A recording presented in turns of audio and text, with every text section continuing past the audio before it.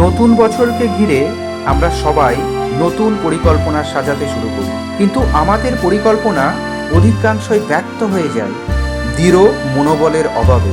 আশাই জীবনকে পরিচালিত করে। আশাহীন জীবন স্রোতহীন নদীর মতো। যখন মানুষ আশা করতে পারে না, তখন কাজে আগ্রহ হারিয়ে ফেলে, সব পরিকল্পনা মুখ থুবড়ে পড়ে। আমাদের মনে যদি পরিবর্তনের জন্য কোনো আশাই না অবশিষ্ট থাকে, তাহলে কাজের অনুপ্রেরণা পাবো কিভাবে?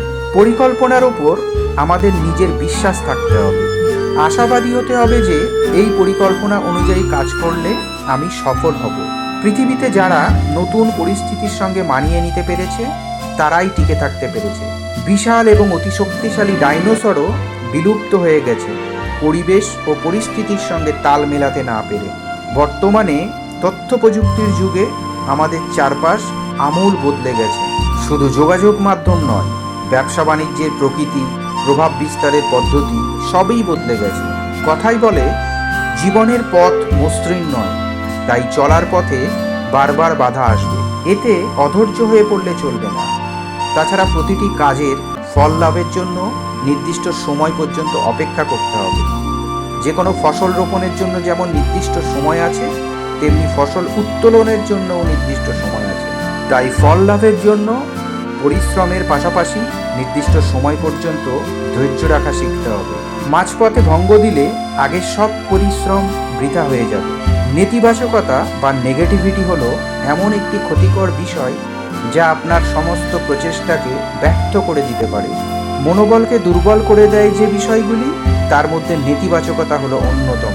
অটুট মনোবলের অধিকারী হতে নিজের সম্পর্কে নেতিবাচক মনোভাব ত্যাগ করে ইতিবাচক হতে হবে। যারা আপনাকে লক্ষ্য অর্জনে অনুপ্রেরণা দেয়, তাদের সঙ্গে মিশুন। অন্যের ইতিবাচক মনোভাব আপনার মনোবল বৃদ্ধি করবে। আমরা অনেক সময় কাজে হাত দেওয়ার আগে যেভাবে পরিকল্পনা করি, কাজে নেমে দেখতে পাই সেভাবে কাজটি করা সম্ভব নয়। তখন পরিকল্পনার পরিবর্তন করতে হয়।